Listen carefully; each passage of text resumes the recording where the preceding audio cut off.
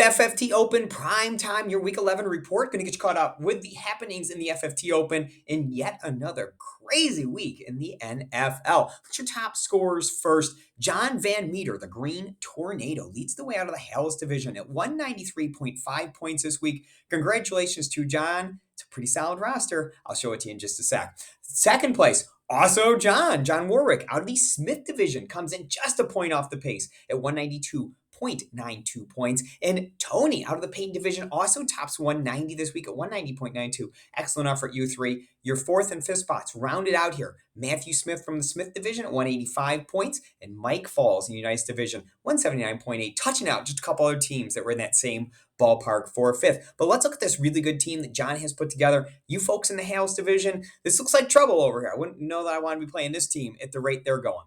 Jalen Hurts at quarterback, always solid. Tony Pollard, the huge week over here with Christian McCaffrey at running back. Receiving core, looking really good. Jacoby Myers, Mari Cooper, the massive game. A.J. Brown had like 3 catches in the first quarter, and I think that was basically all he did. Not helpful. When A.J. Brown is your worst scorer, you're in for a good week. Pat Fryermuth, 15.9 points. Wandale loses Wandale here, but gets 19.4 out of him, and 14 each from the specialists on this team. But we're not going anywhere. We're sticking in the Hales division because our friend Cody in the Hales division had a rough go of things. Not nearly successful.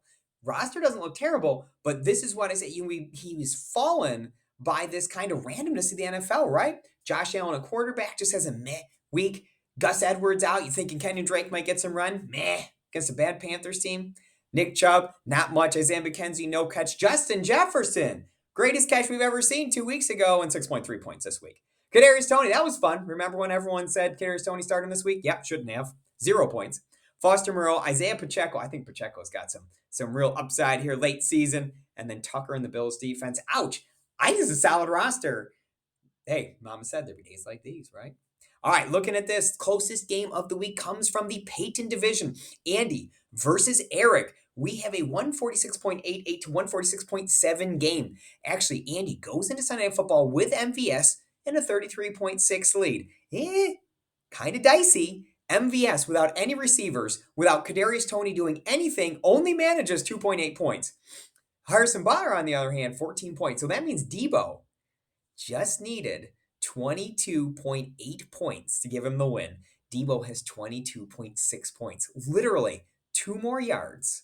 And Eric pulls out the win. It's so crazy when you think about these close games. Good work by both of you over in the Peyton division. Top 5 this season. Number 1 stays the same. Alan Grande out of the White division.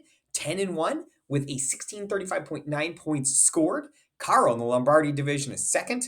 Brian in the Elway division is third.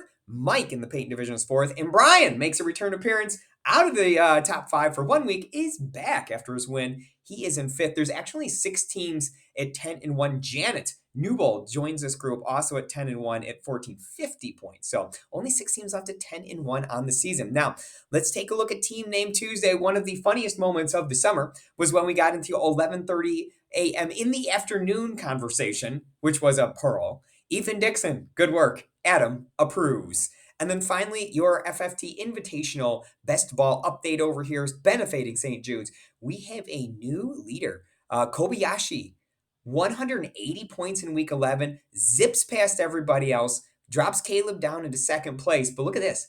Got a little bit of a spread there because Caleb, Jeremy, Josh, and all these guys kind of mid-level, and his 180 is giving him a solid lead at this point. Can he hold it? Still 6 more weeks to go in this contest. So thank you all much for tuning in. Thanks for watching. I hope you had a successful week 11, and I hope you have a great week 12 as these playoffs approach.